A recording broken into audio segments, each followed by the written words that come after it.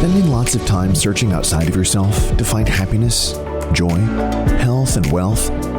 With each new acquired good or goal reached, are you once again jumping on the gerbil wheel, searching for that next thing to make you happy? The answers we are searching for are actually inside of us, and the connection we are looking for is one with self. Explore these and other self-reflective questions here on Finding the Spark Within. Hosted by Christin Collins, discover how you can connect with your purpose and achieve true happiness, meaning, and well-being. Don't miss tuning in and find the spark within.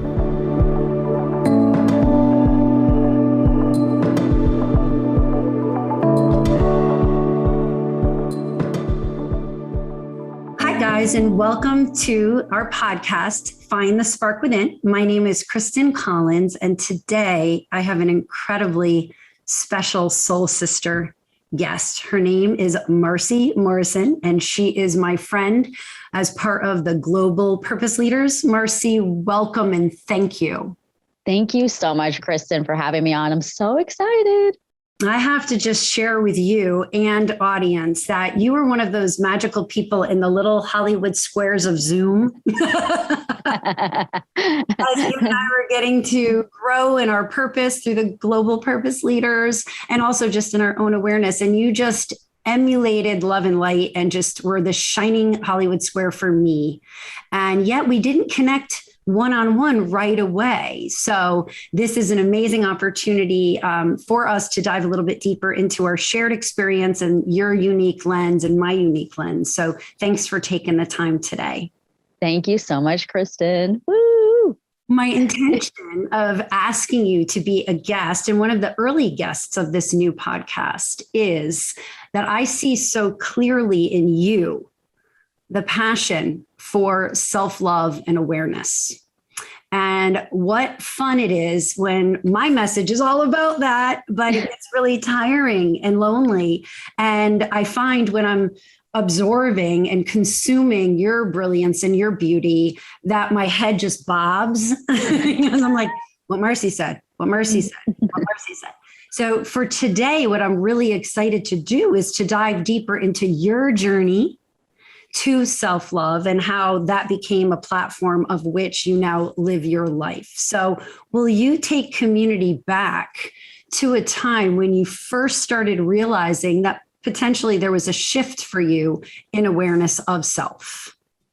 Thank you so much, Christin. And to ditto what you just said too on the Hollywood squares. And, you know, it's just all about the divine timing when we're meant to connect. And I just remember us being like, yes, not only you head bobbing, me head bobbing. Yay, yay, yeah. And reading your book too, Phoenix Rising, just the same thing. I know you said, let's talk about self-love. And so excited that we really are on the same page with that. And both have been on our own journeys around that and really committed to inspiring other people to go deep into self-love. So I'm really honored. And like I said before we started, if I can just even leave one nugget today to inspire that person that's listening that maybe is struggling with this, then that makes me really happy. So from that place, gosh, there've been so many moments of self-love, like going deeper, realizing that maybe I wasn't even practicing that. But the one that I'll share today that really stands out to me is what led me to my second book, Falling in Love with Me.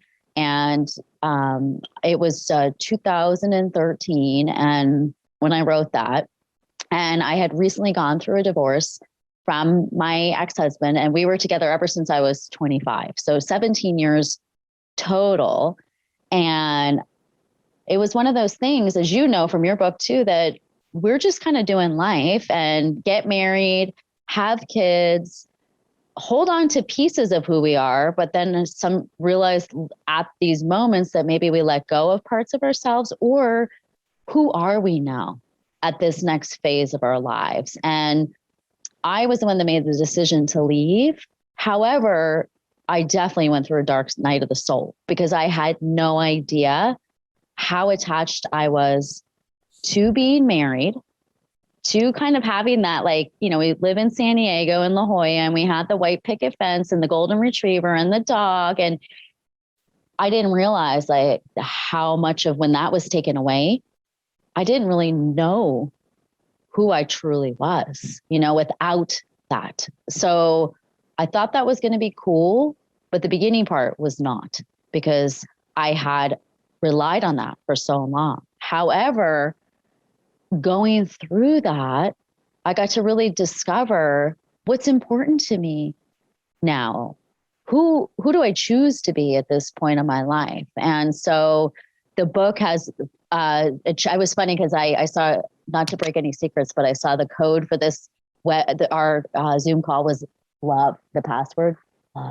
So the chapters of my book, it was really interesting because I was sitting on the beach, and this happens all the time, is that when you're not thinking about something is when it happens, right? So I was sitting on the beach and I literally heard 4 agreements, 4 chapters. Like it just kind of like just went bam, bam. And then I saw like, oh, I'm actually not supposed to do numbers for chapters. So my chapters are LOVE. And so, because that's the journey I went on, I, first let myself be able to discover who I am.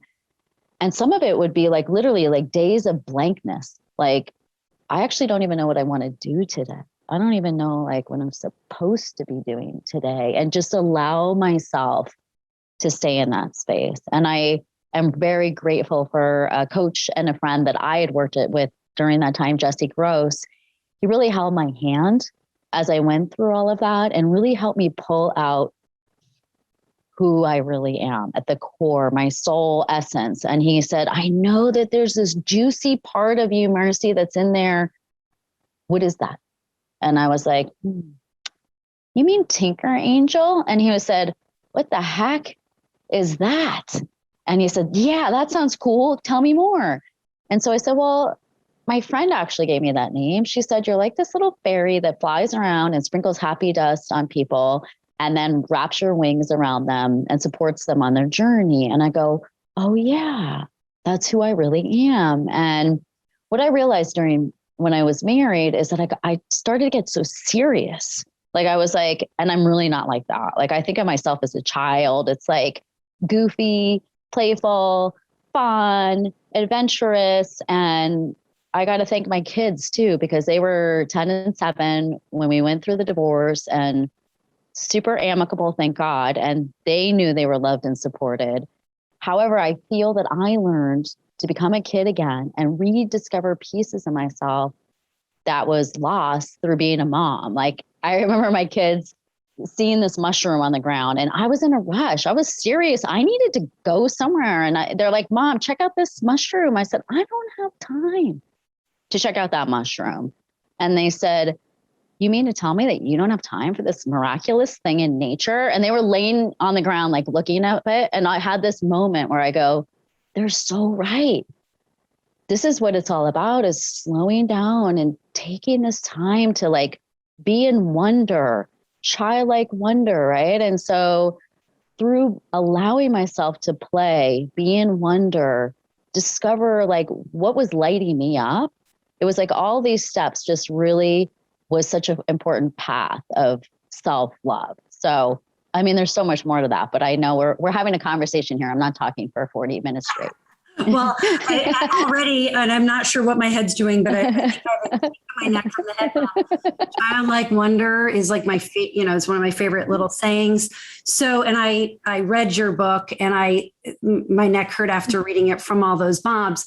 Again, being able to hear what's in my own head and my own walk through you and reading your journey, which is just so similar, really lit me up so I didn't feel so alone. So there's a couple little tidbits I want to reflect back on. You talked about being super busy and super serious, right? Being a mom, being a professional, being a wife, being a daughter, being a community advocate and leader. And I think a lot of us resonate with that. I read about your first night alone after getting separated. Walk us through what that felt like for such a busy woman to suddenly have alone time.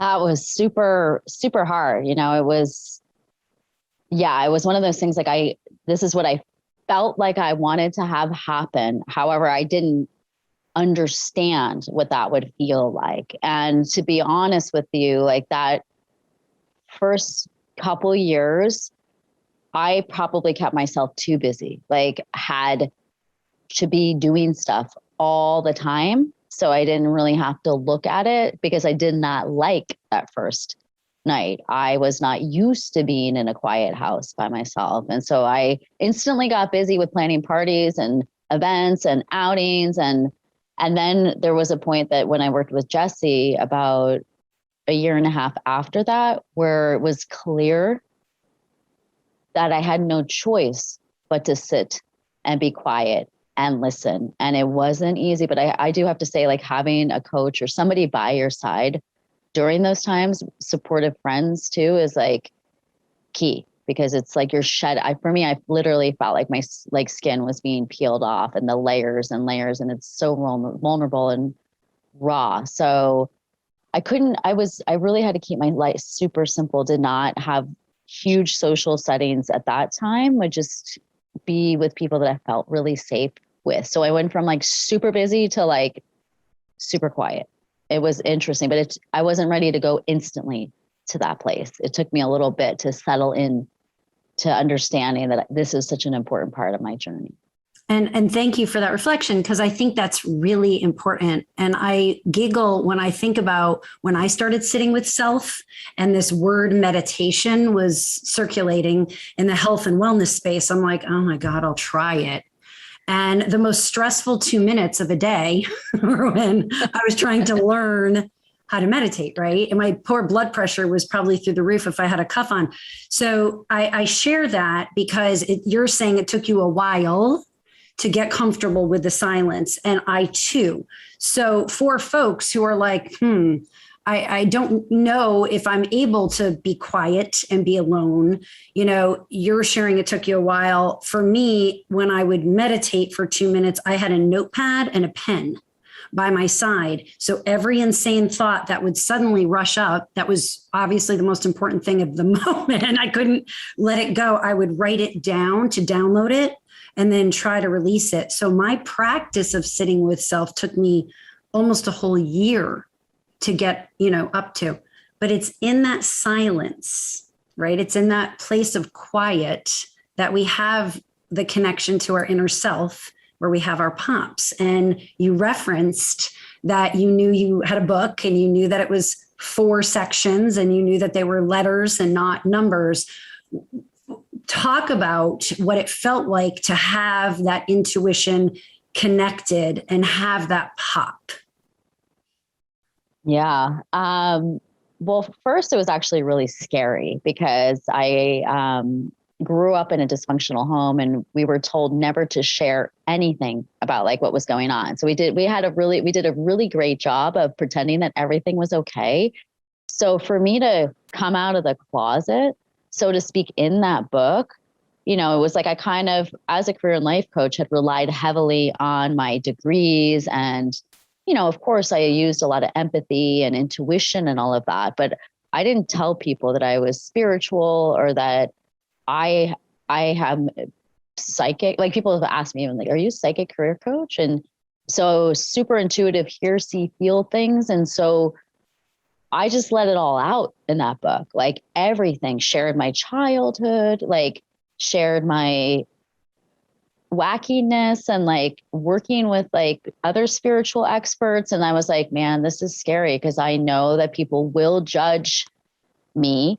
And at the same time, I knew how healing it was for me to share my journey because I probably even judged other people for coming out of the closet before too. However, admired their courage to be who they truly are and share who they truly are. So the process was interesting. It was like one of these things that it's like, I know I have to do this. I don't want to do it. Yes, I do want to do it. So it was like push, pull, push, pull, push, pull. And again, my coach just really holding that space for me. So he just said, start really journaling about what's coming up for you. And then that journaling really is what led to the book because I didn't know what my process was going to be until I went through it. And then what I realized is that, especially as a coach, helping serious professional people that have also gone down the same journey I have,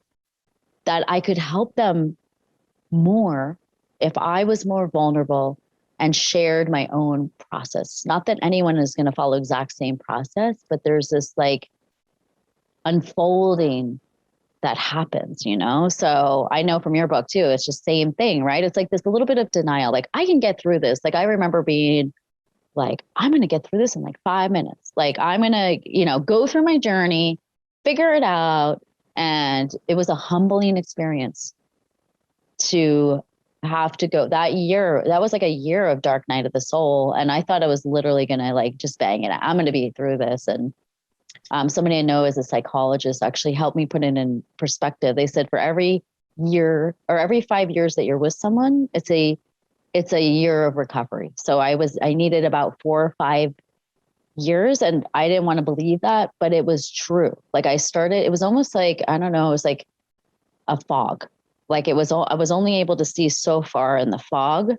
And then about a year 4 or so, I remember being like, oh, that makes sense now. Cause I started to feel the integration of who I am now. And I felt the fog lifting. So I just think that now I've learned if I'm going through any kind of transition or anything, that it takes time. That's just all it is. And you cannot rush the process. That's just the reality, unfortunately. And for a lot of us who are very strong and, you know, go-getters, and we will our way through life, right? And so it's super frustrating. And it's interesting because a lot of folks that I'm connected with are like, just tell me how to do it. Right. I'll just go do it. And I'm like, oh gosh, it's about not doing. Like that's a very weird concept. And ours, again, I think that's going to be the theme of today. Our journeys were so similar, about the journaling, about the writing, right? And there was no pressure and there was not necessarily clarity. And so why I bring that up is in your book as well, you talk about using journaling as a tool. And I'm forever bringing that back into space, that you don't have to write a book. You don't even have to know what you're writing, but just simply downloading it and releasing it is so therapeutic. And then we show up for our clients or our family or ourselves from that place of wholeness. So it's not that you have to share your story and rent out a billboard and get a microphone, right? You can just own your story by experiencing it for self in whatever way you choose to do it. And then it doesn't have to be your badge. It doesn't have to be angry. It doesn't have to be, you know, broadcast. But it's really important in that journey to self is owning your experience and knowing that, you know, it's going to take time to heal from it. Definitely 100%. I know it's so funny asking highly achieving clients to stop and journal. At first they're like, what? And I just said, you know what? You may sit there for the first 5 times and nothing will come, but just keep doing it. And I promise you that things will start to bubble up, and you'll start, even if it's just one word, love, you know, sadness, like whatever it is, and then all of a sudden there are these pieces that start to come together.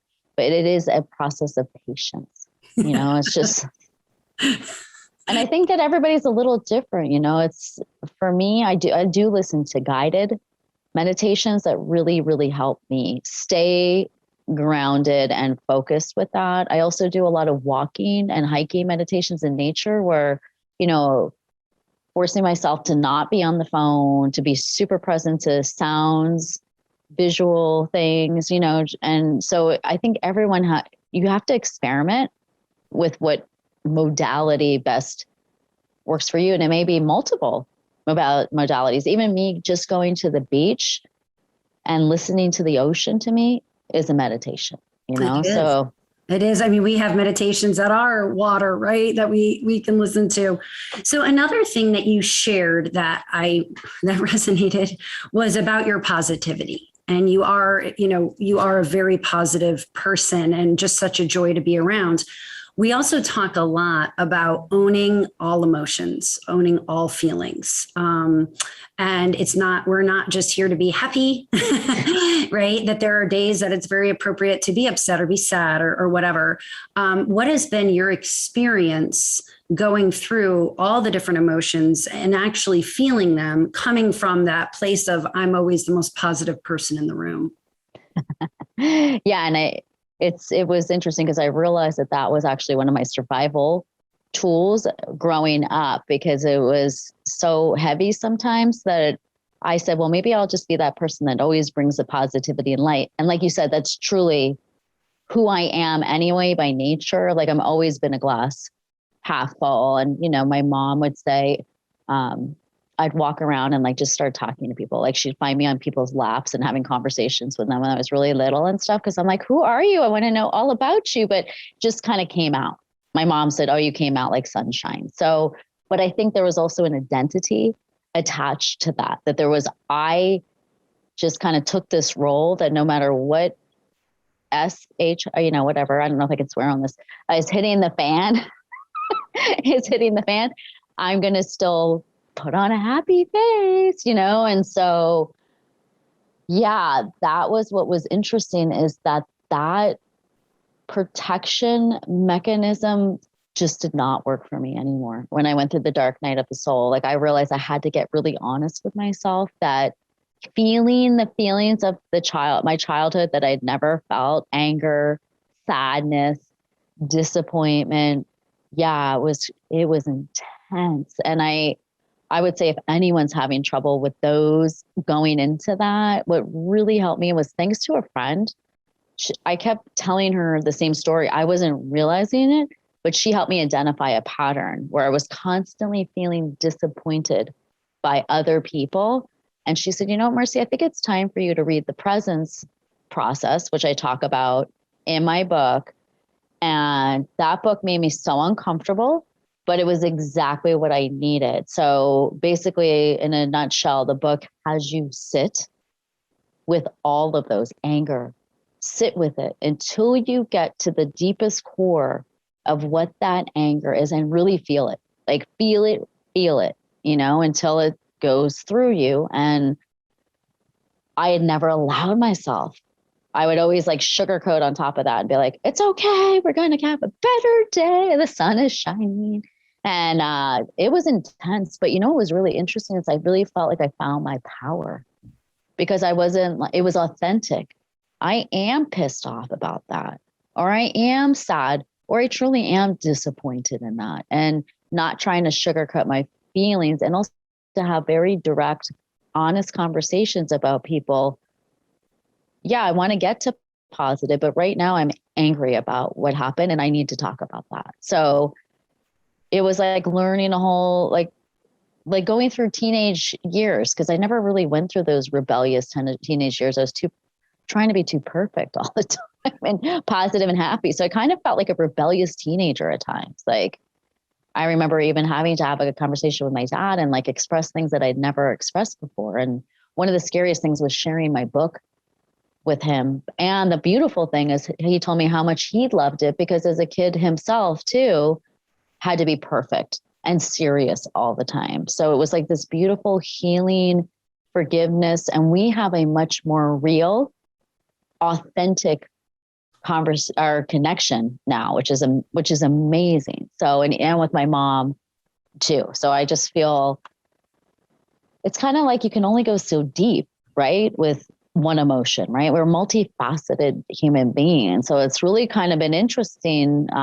to express like fierceness, even, right? It's like, yeah. So I don't know. I feel like it's actually helped me be a better coach too, because I also am able to help other people navigate and give them space to be feeling whatever it is that they're feeling in the moment. So, but I had to give myself permission to be able to do that before I could really go deep with other people. So, yeah.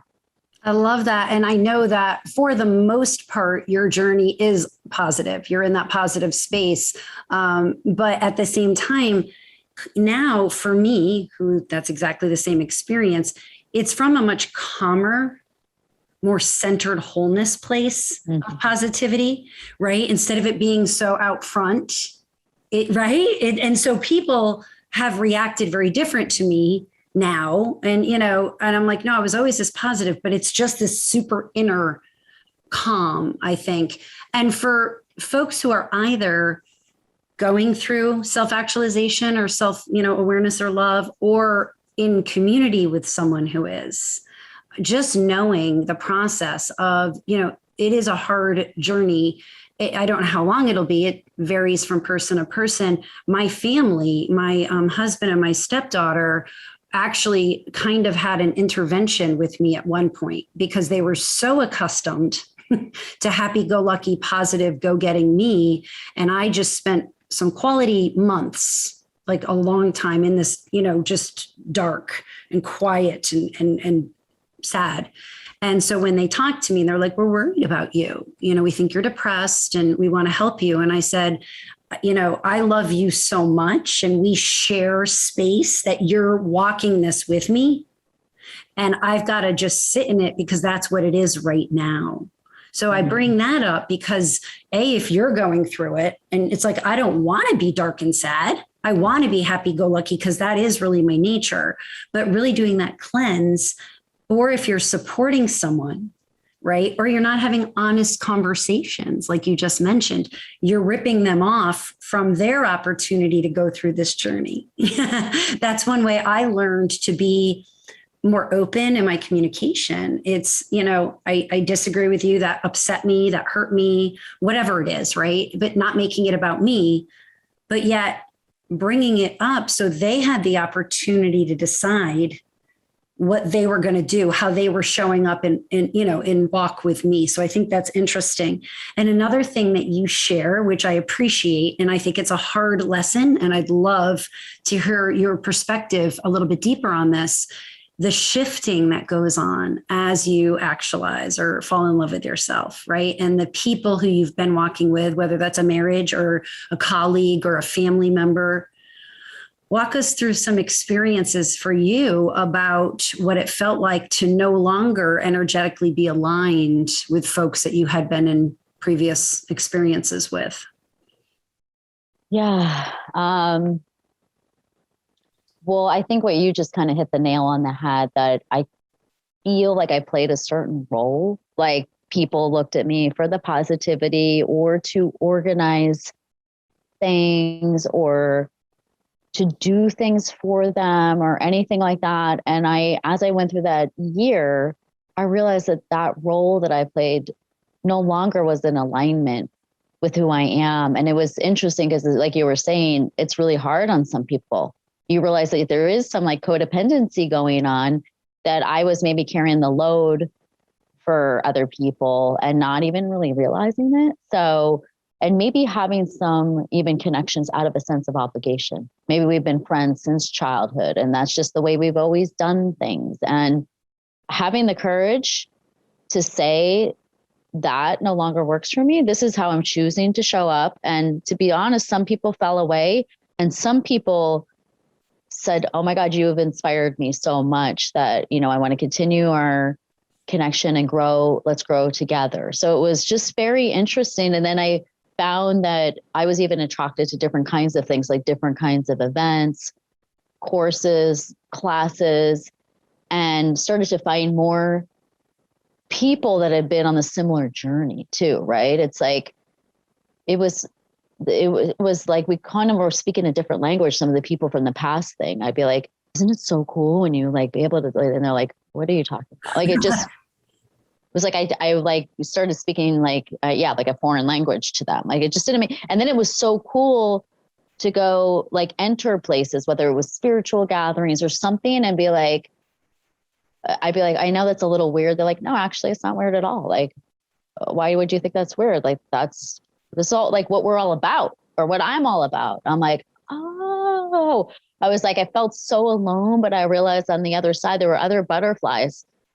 My butterfly family was out there on the other side of the cocoon, so, but you don't know. See, that's the thing I think, is that you have to enter the unknown, and having that, but I had no other, I don't know how you felt, but it sounds like in your book, it was similar. I had to enter the unknown because there was no way that I could continue doing what I was doing. I had to go into that path, into the cocoon. And if you're willing to risk it, like I remember thinking, like with my ex-husband, I'm like, I wish he was a jerk. I wish something bad, like that I could say that I left because something bad happened or something. And it wasn't that. It was just that we outgrew each other. And it would have been like easier to stay in so many ways because we did have so many things. But my soul was like, no, this is not where you're meant to be right now. So I remember going through that whole, oh my gosh, what did I sign up for here? And however, on the other side, I never one day goes by that I say, I wish I never made that decision. Now, especially on the other side, like when you're in the middle of the goo, there's some days you're like, oh my God, when is this going to be over?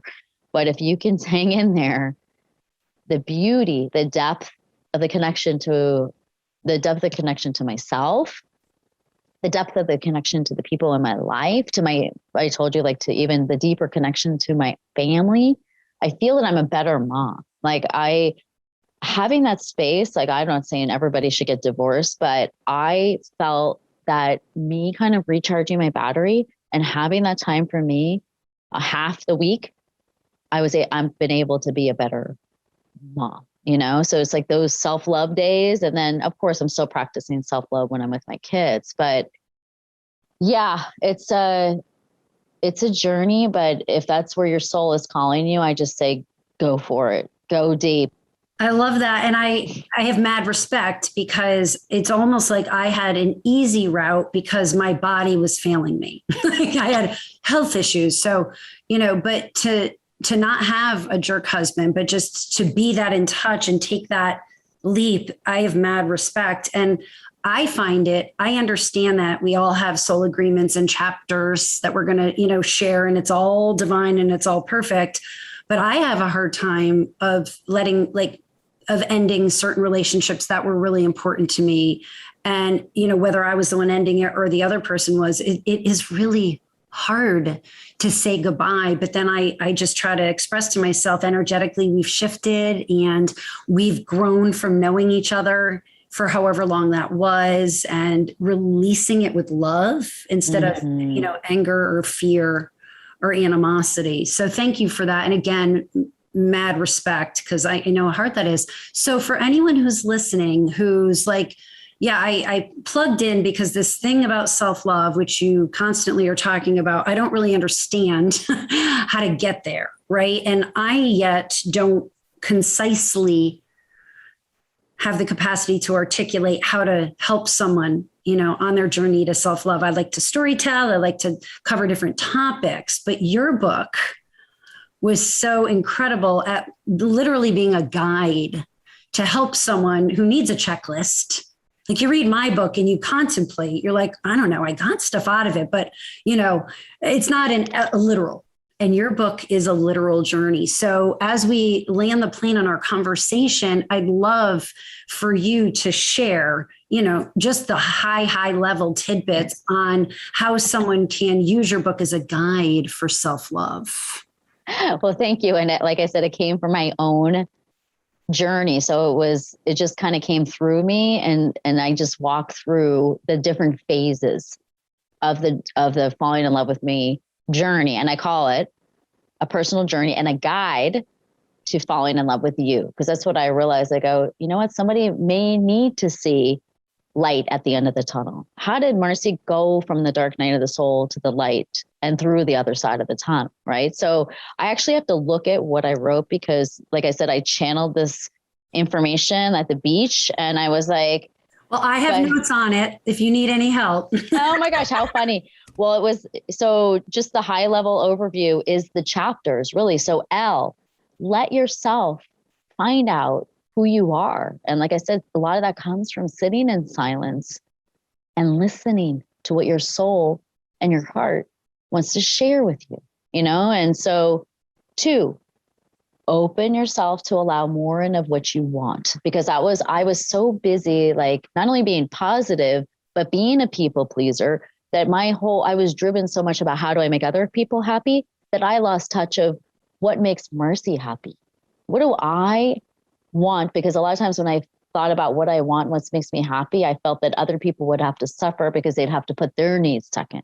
However, what I started to find is when I honor myself, then it was like the other people would either enjoy that or we could have a balance. Like, what do you want? What do I want? We could have a healthy balance, not me just over giving and people pleasing. So I love that, Marcy. That is so powerful. And what I've learned in my walk with my husband is when I am showing up as self, as vibrant and whole and connected, that's when our relationship's at its height. Right? I know isn't that weird? It's like backwards. I know it's so interesting. Yeah. It's almost the opposite of what you think it's going to be. Yes. People want us to be real and we want us to be real. It's like, it's so interesting. Yeah. I actually want a banana split right now. It's like, or whatever it is. That sounds delicious. Oh yeah. Let's do it. And then B, value and appreciate and honor who you are every day. Like it was so interesting. They always say that you get into coaching or because of the stuff you need to heal. And so I didn't understand that at the time, but I would always not always, but a lot of times attract clients who were highly successful, had checked off all the boxes, yet were literally on this never ending treadmill to try to be enough. And I would be like, oh, that's too bad you're like that. And then I realized, guess who else is like that? Right. And so I realized that I felt like it was never enough. Like I needed to do more for people. I needed to have more credentials. I needed to help, more clients. I needed to be a better mom, which those things aren't bad things to strive for. But if you don't feel like you're enough in this moment, then it's constantly seeking outside of yourself. So I learned to start celebrating myself in my Falling in Love journal. You know what, Marcy, you did a great job as a mom today. You know what, you did a great job with self-love today. You went to the beach, you did your walk, you did this thing. So really just recognizing even the smallest things that I did. And I still have to practice that because I think it's one of these things, if you're just kind of wired that way, it's almost like I have a gratitude journal each day, which includes gratitude for myself. So it's like taking that time every day to appreciate and value who you are. It's like, and also that comparison, like if only I were like just as pretty or smarter or this or that. And I stop comparing and just saying, I am who I am. Right. So, and then at E, enjoy and express you. And it was this playful thing. Like at first I was said, oh, people are going to make fun of me because I am playful. And I know you saw some of the pictures in there, like, like I'll go to a coffee shop and they'll have hula hoops and I'll just hula hoop because I love that. Or when my kids were little in the book, I show a picture of, I go, okay, well, we're not only going to look at mushrooms, we're going to like play full out. So one of the pictures in there is when we went to Toys R Us, which I don't think is around anymore, but we rode the little horsey things. I was like, oh, let's go test ride. And so I was like the only parent in there running around the store, riding the little horsey things. So, but it was so fun. And that inspires me, inspired my kids, inspired the people in the store. So it's like, I had to let go about what anybody else was thinking about me and just be me and know that some people aren't going to because I think my mission, like in the people pleasing, is I have to make everybody like me. And then I decided, no, that's not what I need to do. I just need to like me and be me and accept that there'll be people that I will never like me. And that's okay. And I won't spend time with them. I'll spend time with my butterfly people. Yeah. And that connection that we're looking for in other people is actually that connection to liking self. And I do find I still go into this default of just taking everything so serious. And I don't want to look back as I reflect on this lifetime and be like, wow, I was just so busy being so serious. And, my husband and I, empty nesters, and just relocated and did the downsize thing. And, we're rediscovering self and our relationship. And I love this because he's a really serious person too. So when we go to the grocery store, you remember when you were a kid and you'd like get on the cart and ride it?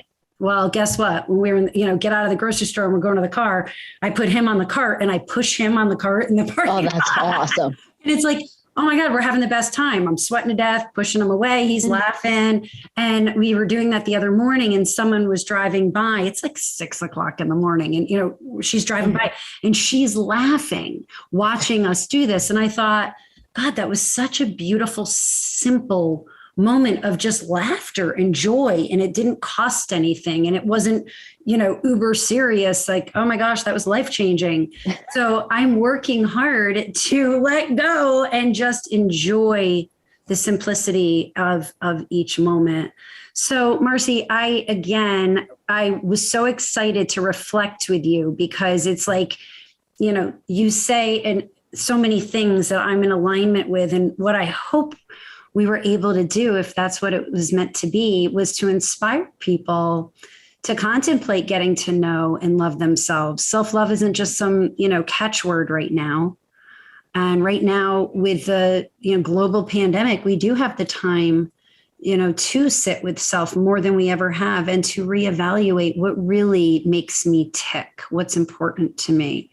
And I cherish this walk with you and your beautiful light. How can people stay in touch with you or access your amazing work? They can visit me at careerswithwings.com and also email me at Marcy, MARCY, at careerswithwings.com. I would love to hear from them and continue to spread light and love. And because I feel that we are all here to do and be what we love and love ourselves and make a difference. And the only way we can truly do that is take that journey of self-love. That's where it all starts. Before, it's like with a career coach, it would all start like how do you get that job? But is that job really that you think you want in alignment? So I realized that it was really going way back. We got to, before we even do a resume or a cover, if that's the road you're going down, love yourself. The first thing, self-love, and that's self-discovery. Because so often when I spend that time with people, their goals change. I thought that I wanted to do that, but that was like their achievement brain going. It wasn't their soul brain. I don't know, is their soul brain? But anyway, their soul brain wasn't like kicking. They weren't fully connected to loving themselves and who they are and being honest with themselves. What do they really want to create in their life and their career? And then it's amazing because as you know too, when you make those decisions, synchronicity and serendipity truly starts to happen. It's almost like when we're out of alignment, everything is so hard. It's like, bam, banging your head against the wall. But when you have the courage to be honest, it's like miracles, I feel, start to happen. Like, how did that, wait, you mean I could do something that's includes all the pieces of my passion puzzle? And then the right person shows up, like you, Christin, hello. The day before, let's just take a minute for that. Okay. The day before I talked to you a couple of weeks ago, I'm talking to my client. She's like, once we got clear with her self-love, what does she really, really want to do? I want to work in the wellness industry, but I don't know anyone there. Next day I'm talking to you. I didn't really know your whole story. You're like, yeah, I've been in the wellness industry. I'm like, see, this is how it happens. And I didn't go try to figure that out. That was just divinely orchestrated. So that's what I always say to the people I'm working with too. Don't worry about how it's going to happen. Just be true to you. And I promise you, I love that Janet Atwood quote from the Passion Test that says, our passions are like breadcrumbs that lead us to our destiny. That's what it feels like to me. It's like and you may not get all the breadcrumbs. It may take you, like you said, a year or two to continue to follow the breadcrumbs. And some of those breadcrumbs are self-love or whatever it is in that journey you're meant to go on. So thank you, Christin, for serving as an inspiration to me and to my client and to all the people that you're reaching through your book and podcast. Well, thank you, Marcy. And I will tell you that your client inspired me because there's this beautiful, articulate, amazing woman who was saying everything in frustration that I agreed with. And I felt really just thrilled, like she could see so clearly what I was seeing, because I was an outlier when it came to how I felt we should approach well-being. So she was a gift to me. And I will leave you with a quote that I saw painted at Ponce City Market in Atlanta. And I have a picture, I'll see if I could find it, of myself sitting in front of it. Happiness is the pursuit. And I think we all think that the destination, right, is when we'll be happy, but we miss the entire point, which is the ride. And so while we can't necessarily, the fog hasn't cleared all the way, but we're following the purpose breadcrumbs, like you said, right? Those synchronicities, all of a sudden, the best laid business plan, while it's great to have a vision and cast it, to be unattached to it, because the opportunities that have shown up for me the past year, I'm in complete reverence. I'm like, you can't make this stuff up. The people I get to work with, the projects I get to work on. And that's because I got out of the way and I just got comfortable, with self. And imagine a world where instead of us judging and projecting on one another and all this hate and fear and scarcity mentality, but if we all took that responsibility to love self and care for self and realize that everything we're looking for is already within, I think we'd have a much different globe. Well, thanks for being a part of making this world a better place through that. And like I said, I hope that this touches at least one person with one nugget, and then they can start that ripple effect of making their world better and then making the world around them better. That's where it starts, one person at a time, right? Starting with self. Thank you, sister. Always a pleasure. Love you to pieces, and I'll see you soon. Thank you. Love you. Love you. You have just listened to another episode of Finding the Spark Within with Christin Collins. If you found our content valuable, visit us at christincollins.com/podcast, where you can find more episodes and amazing content. Connect with your purpose and discover ultimate joy. Join us again next time here on Finding the Spark Within.